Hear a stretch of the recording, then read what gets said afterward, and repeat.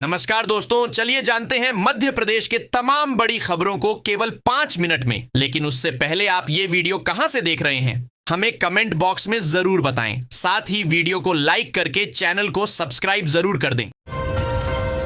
मध्य प्रदेश में विधानसभा के मानसून सत्र से पहले कांग्रेस ने अनूठा प्रदर्शन किया। कांग्रेस विधायकों ने भैंस के आगे बीन बजाकर मोहन यादव सरकार पर निशाना साधा। नेता प्रतिपक्ष उमंग सिंघार ने कहा कि सरकार भैंस बन गई है। हमने विरोध प्रदर्शन के दौरान जनता की आवाज के प्रतीक के रूप में सपेरों का किरदार निभाया। सरकार भैंस की तरह व्यवहार कर रही है क्योंकि वह हमारी बात नहीं सुन रही है।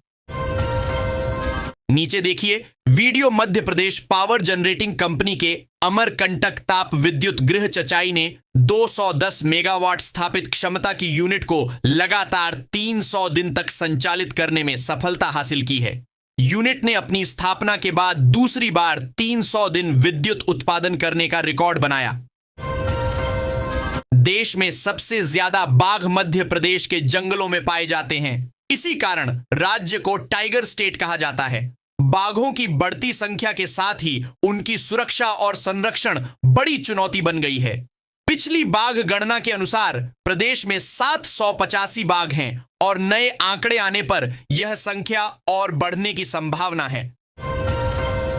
संसद के मानसून सत्र में इस समय ऑपरेशन सिंदूर पर तीखी बहस जारी है। लोकसभा और राज्यसभा में विपक्ष सरकार पर सवालों की बौछार कर रहा है। हालांकि अब तक रक्षा मंत्री राजनाथ सिंह जवाब दे चुके हैं और आज अमित शाह लोकसभा में जवाब दे रहे हैं, लेकिन विपक्ष का तीखा हमला जारी है। इस बीच अमित शाह ने पूर्व गृह मंत्री और कांग्रेस के वरिष्ठ नेता पी चिदंबरम के सवालों पर पलटवार किया।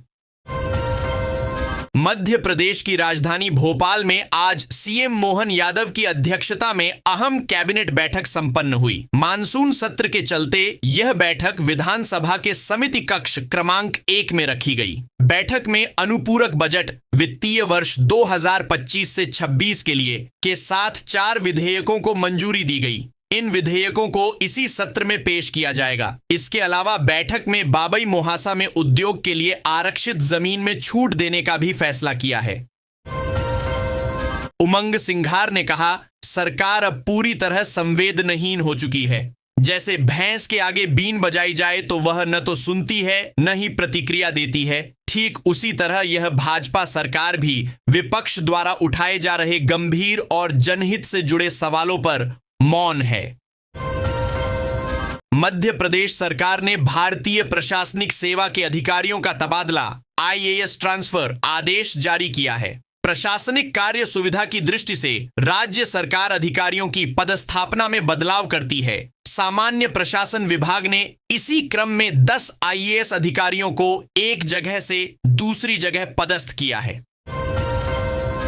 आज देश भर में नाग पंचमी का त्योहार मनाया जा रहा है।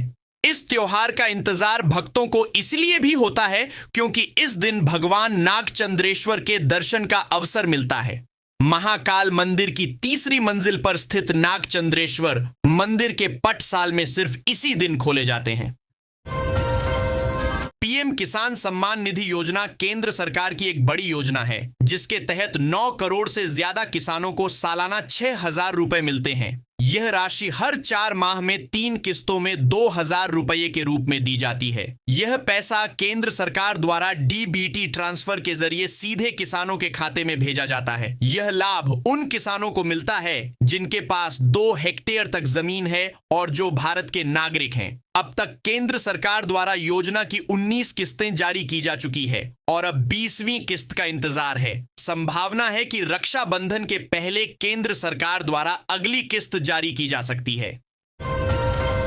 केंद्रीय माध्यमिक शिक्षा बोर्ड सीबीएसई ने फाउंडेशनल स्टेज के लिए लर्निंग आउटकम और एनसीईआरटी की नई किताबों को लेकर अहम नोटिस जारी किया है। एफिलेटेड स्कूलों को कुछ निर्देश भी दिए गए हैं। लर्निंग आउटकम शुरुआती शिक्षा में बच्चों की समझ, सोच और भाषा विकास को सशक्त बनाने में यह मददगार साबित हो सकता है।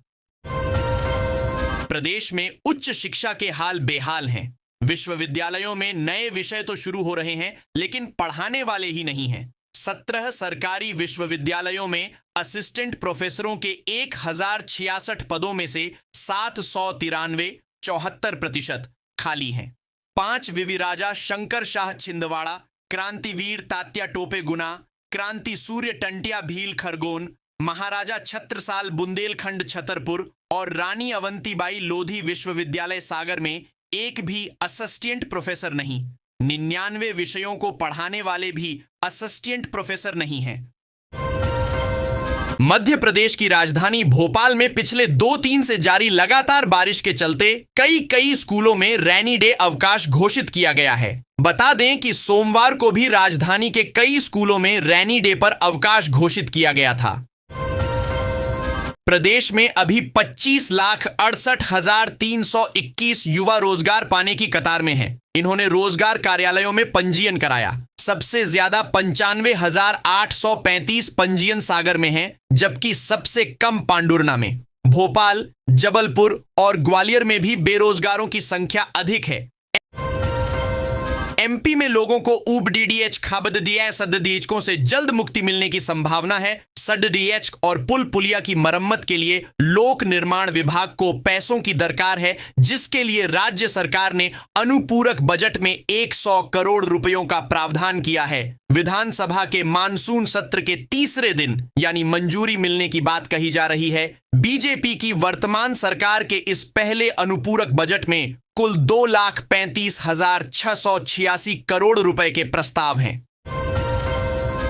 इंदौर शहर में मां नर्मदा के चौथे चरण के आने का आगाज हो गया है। जलूद में बनने वाले इंटकवेल और फिल्टर प्लांट का टेंडर जारी कर दिया है। 400 करोड़ से अधिक का ठेका हैदराबाद की कंपनी को दिया गया है, जो जल्द काम शुरू करेगी। इस काम के दूसरे चरण में जलूद से इंदौर की पाइपलाइन डलेगी। तीसरे व चौथे चरण में पाइपलाइन डाली जाएगी।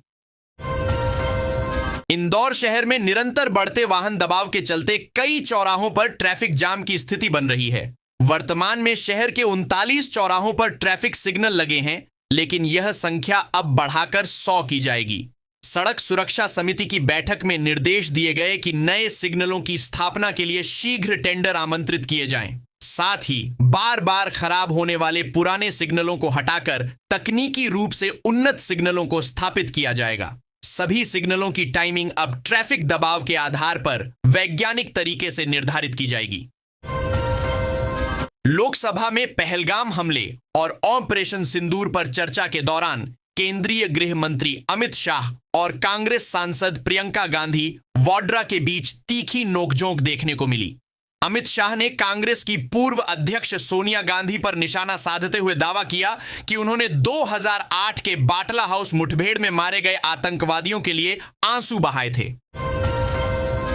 नासा और इसरो अपने एक ऐतिहासिक जॉइंट मिशन को कल यानी 30 जुलाई को लॉन्च करने वाला है। इस मिशन का नाम NISAR है। इस मिशन को भारत के श्रीहरिकोटा में स्थित Satish Dhawan space centre SDSC शार से भारतीय समयानुसार शाम 5:40 पर लॉन्च किया जाएगा। नासा और इसरो के द्वारा मिलकर तैयार किया गया यह एक अनोखा सैटेलाइट है। एप्पल हर साल अपनी नई फोन सीरीज को सितंबर के महीने में लॉन्च करता है। इस साल भी एप्पल अपनी इसी परंपरा को बरकरार रखते हुए आईफोन की नई सीरीज यानी आईफोन 17 सीरीज को सितंबर 2025 में लॉन्च कर सकता है। आईफोन की नई सीरीज में 4 मॉडल्स को होने की उम्मीद जताई जा रही है। मुख्यमंत्री डॉ मोहन यादव की अध्यक्षता में विधानसभा स्थित समिति कक्ष में कैबिनेट बैठक का आयोजन हुआ। कैबिनेट की बैठक से पहले मुख्यमंत्री ने मंत्रिपरिषद के सदस्यों को संबोधित किया। बैठक की शुरुआत वंदे मातरम के सामूहिक गायन से हुई। मुख्यमंत्री ने इस अवसर पर नागपंचमी की शुभकामनाएं दी और बताया कि जन्माष्टमी पर राज्य स्तरीय कार्यक्रम आयोजित किया जाएगा। मुख्यमंत्री ने कहा कि आगामी स्वच्छ सर्वेक्षण के लिए प्रदेश के कम से कम 10 शहरों को इंदौर की तर्ज पर विकसित किया जाएगा। उन्होंने बताया कि इंदौर ने लगातार 8वीं बार देश का सबसे स्वच्छ शहर बनने का गौरव हासिल किया है, वहीं भोपाल को दूसरा स्थान मिला। देश भर में चर्चित राजा रघुवंशी हत्याकांड पर अब बाएं नॉलीवुड की नजर है। अभिनेता आमिर खान इस घटना पर फिल्म बनाने की योजना बना रहे हैं, जबकि एक मुंबई के एक निर्देशक ने फिल्म बनाने की घोषणा भी कर और पोस्टर भी लॉन्च किया। कब्बड़ी जैसी फिल्म बना चुके SP निम्बावत ने इंदौर आकर राजा के परिजनों से चर्चा की और फिल्म बनाने की अनुमति ली। फिल्म का नाम हनीमून इन शिलांग रहेगा। मध्य प्रदेश की राजधानी भोपाल में आज सीएम मोहन यादव की अध्यक्षता में अहम कैबिनेट बैठक बुलाई गई है। यह बैठक विधानसभा के समिति कक्ष क्रमांक 1 में होगी। इसमें कई अहम प्रस्तावों पर चर्चा की जाएगी और फिर मंजूरी मिलेगी। बैठक में अनुपूरक बजट, फायर सेफ्टी बिल, किराएदार अधिनियम सहित कई अहम विधेयकों को मंजूरी मिल सकती है। साथ ही विधानसभा में प्रस्तुत किए जाने वाले कुछ विधेयकों के प्रारूप पर भी चर्चा हो सकती है। बता दें कि मोहन सरकार आज मंगलवार को वित्तीय वर्ष 2025 से 26 के लिए प्रथम अनुपूरक बजट पेश करेगी। केंद्रीय संसदीय कार्य मंत्री किरेन रिजिजू ने लोकसभा में कहा कि 1962 के युद्ध के बाद से चीन ने अरुणाचल प्रदेश में भारत की 1 इंच जमीन पर भी अतिक्रमण नहीं किया है। यह बयान समाजवादी पार्टी के नेता अखिलेश यादव के उस दावे के जवाब में आया जिसमें उन्होंने कहा था कि चीन ने अरुणाचल में भारतीय क्षेत्रों पर कब्जा किया है।